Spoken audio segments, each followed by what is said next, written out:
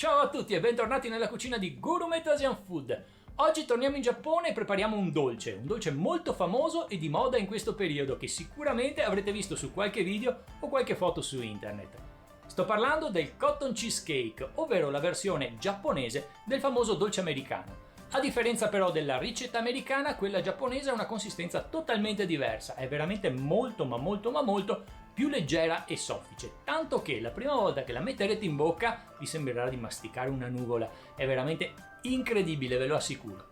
Devo dirvi però che questa ricetta è anche abbastanza bastardella, è facile sbagliarla, bisogna stare molto attenti alle dose degli ingredienti e soprattutto alla temperatura di cottura, perché è facile, vi ripeto, fallire totalmente. In compenso gli ingredienti sono facilissimi da trovare, potrete comprarli tranquillamente nel supermercato sotto casa vostra, quindi andiamo a vederli insieme tutti e poi mettiamoci al lavoro. Let's go!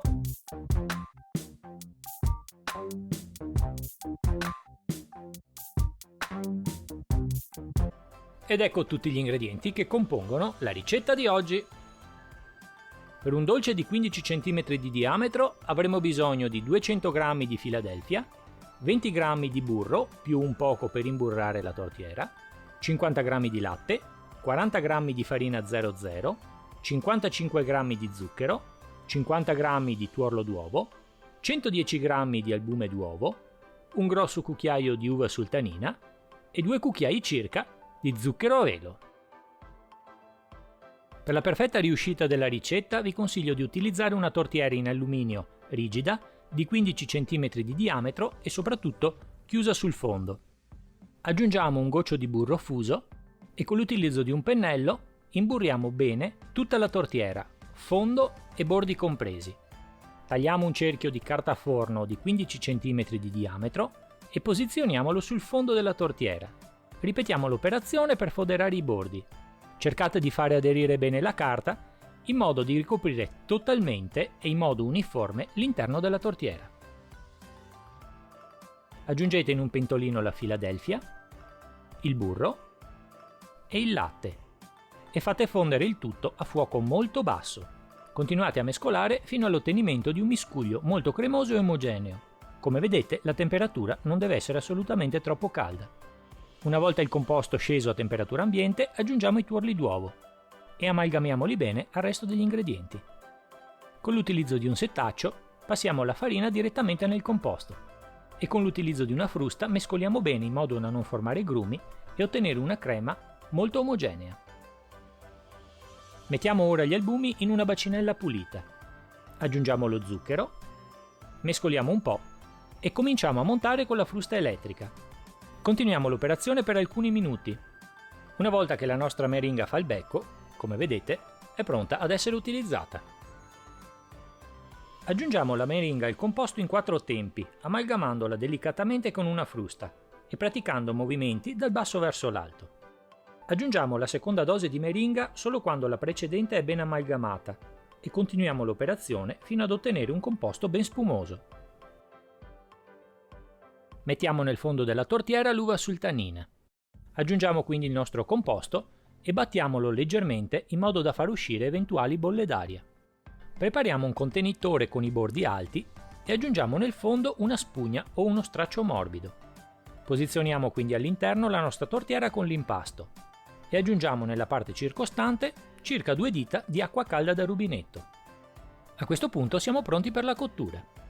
Per la cottura procedere in questo modo: preriscaldare il forno a 100 gradi, cuocere per 70 minuti a 100 gradi, aumentando gradualmente la temperatura sino a 130 gradi. Poi cuocere 20 minuti a 160 gradi, quindi lasciar riposare 10 minuti a forno spento con la porta socchiusa. Una volta passato questo tempo, togliamo il dolce dal forno, che come vedrete si abbasserà un pochino, è una cosa normale. Sformiamolo molto delicatamente su un piatto da portata. Eliminiamo delicatamente la carta da forno intorno e sulla base.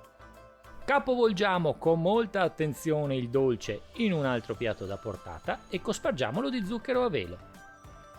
E a questo punto il nostro cotton cheesecake tremolante è pronto ad essere degustato. Itadakimasu! Buon appetito! Ed Ed ecco fatto, finita anche la ricetta del famosissimo cotton cheesecake giapponese, questo dolce estremamente conosciuto e alla moda in questo periodo, che come avete visto non è complicata in per sé da fare, ma è molto delicata in fase di cottura. Se volete ottenere un risultato ottimale, seguite perfettamente le mie indicazioni e normalmente non dovreste avere problemi. Poi dipende anche qualcosa dal tipo di forno che avete. Un piccolo consiglio è quello di utilizzare una tortiera come la mia, come questa. Una tortiera in alluminio, ok, anche se è poco importante effettivamente il materiale, rigida, questo è importante, di 15 cm di diametro, che è la taglia esatta per le dosi che vi ho dato nella ricetta, e soprattutto, molto importante, che sia chiusa dentro, perché come avete visto cucineremo questo dolce a bagnomaria. È possibile utilizzare anche effettivamente una tortiera con la cintura, quelle che si aprono e che si può sfilare la base, però in questo caso dovremo ricoprirla di alluminio in modo che non entri l'acqua, perché se l'acqua tocca il vostro impasto durante la cottura smonta tutto e potete buttare via e ricominciare da capo, quindi secondo me non vi conviene. Bene ragazzi, spero che il video vi sia piaciuto e che la ricetta vi riuscirà bene. Continuate a seguire il mio canale Gourmet Asian Food, mettete un piccolo like al video. Se non siete ancora iscritti, male, molto ma molto male, però siete ancora in tempo, quindi iscrivetevi e azionate la campanellina. Io in ogni caso sarò sempre là per voi la prossima settimana con una nuova ricetta. Ciao a tutti!